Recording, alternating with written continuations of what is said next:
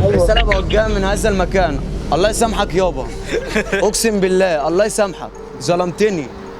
بس اتصل بيه اكلمه خلصان. الو. ايه يابا؟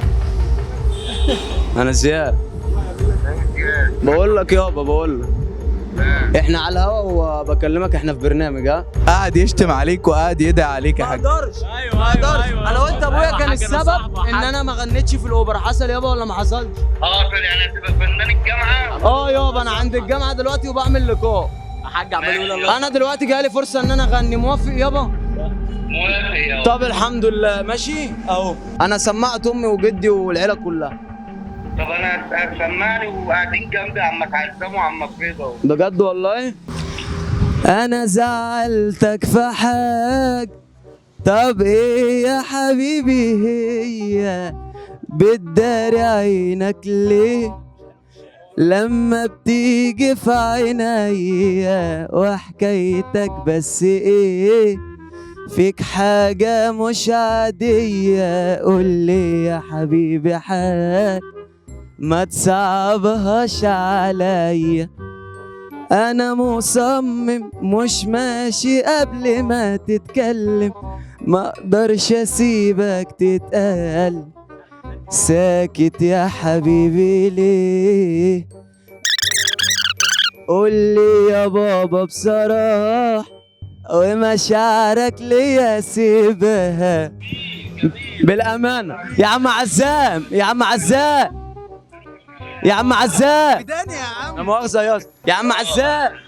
يا عم الحاج زيزو ربنا معاك يا رب يابا ادعي لي، ادعي لي يا عم عزام. وعمك رضا اهو. والنبي يا عم رضا ادعي لي يا عم رضا. والله يابا في عينيا هشيلك هطلعك عمره. خلي بالك من امك وابوك يا عم. في عينيا يابا، في عينيا. بس غني يا رب يا رب. وازاي انا اعيش لو مش وياك مش قادر انساك. ممكن اقول حاجه؟ عم سمير بجد يعني عم اخو ابويا بجد، هو قاعد يدربني كتير كتير كتير على الحاجات دي، على اغاني. هو اصلا صراحة صوته أحلى من صوتك. تسمعني في اغنيه تاني؟ ليه صراحة بغني كلاسيك وبغني هادي. ثواني بس، لف بس كده. اللي اكتشفني ثواني واحدة اللي واحدة. اكتشفك هو اول حد الصراحه عم سمير. خلاص ما تقفرش يا انا عم. بقول لك يعني عشان هو اصلا موسيقار يعني. وقالوا عليك ان انت عنيكي قاسية وما فيش فيها مكان. وقالوا عليك ان انت عنيكي قاسية وما فيش فيها مكان. وقالوا عليك ان انت عنيكي قاسية وما فيش فيها مكان. وقالوا عليك ان انت عنيكي قاسية وما فيش فيها مكان. وقالوا عليك ان انت عنيكي. انا عندي بالامانه عالمي. وحياة ابوك ربنا يوفقك. خلاص يا عم. يما اقسم بالله كله بدعواتك يا مسلم.